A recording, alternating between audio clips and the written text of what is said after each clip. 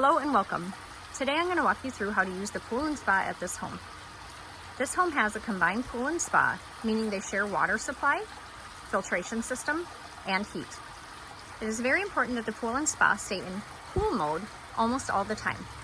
You can tell when the pool and spa are in pool mode by the evidence of the water moving over there in the main pool, coming from that jet, and also by that bubbler in the spa. Let's take a look at the equipment. Next to this air conditioning unit, you'll see all of this pool equipment.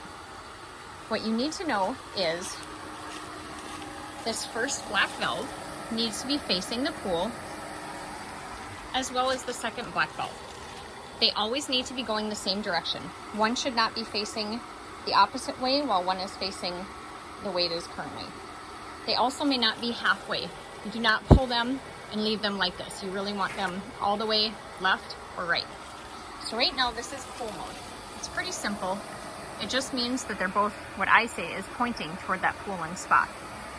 Now, in the winter time, we do have a heater for the pool. When it is cold enough outside to heat the pool, what you need to do is come over to this heater. You can see that it is off right now. It says heat pump is off. Press pool or spa. Those are two of the only buttons you need to use. You'll never need to use that menu button. So let's say we want to heat the pool. We'll push the pool button just once. You can see those lights light up. You'll see that the spa light underneath lit up, but that doesn't mean it's on. The red and the green lights mean that it's on. You can also see what the current water temperature is and what it is set to. So the water temperature now is 74 degrees. It is set to 76. To adjust this, you just push these buttons up or down. We do not like to go over about 78 degrees for the pool heat. You can also see that the pool heater is counting down. It's telling you that there is 5 minutes or less of time before it turns on. Once you want it set to the temperature, then you just walk away. There's nothing more to do. Say you want to come through later and it's warm out and there's really no need for the pool heat. What you do is just push pool again and that shuts off the pool pump. Now to work the spa, the first thing you need to do is come to the valves again, and you need to take this first one and you're going to turn it, you're going to turn it all the way to the right, and the same with this valve. You're going to take it and turn it all the way to the right. Now you can see that this valve is facing right and this valve is facing right. And we can tell that the pool is in spa mode. When we walk over and we look, you can see that there's no water bubbling from that main jet in the main pool. And you can also see that the bubbler has stopped in the spa. This is because all of the water that was coming through that bubbler has now been directed away from the pool and only through those jets. You can hear them working.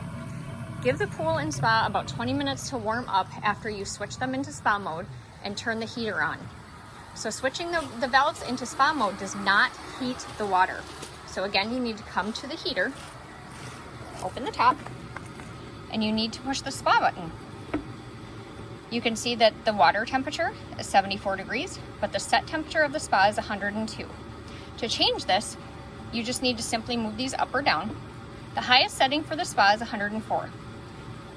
The spa is generally comfortable between 98 degrees and 102. Some people like it hotter at 104. When you're done with the spa, it is very, very important to push the spa button again to turn it off so that both the pool and spa are off. Shut it for that time being, and then it has to go back to pool mode.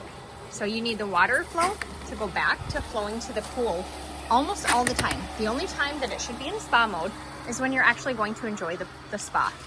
So 95% of the time the pool should be in pool mode. Only when you're enjoying the spa do you need to put it in spa mode. This helps keep the water clean and circulated and filtered. It also is very good for the equipment to stay in pool mode because it's hard on the pump if it's in spa mode very much.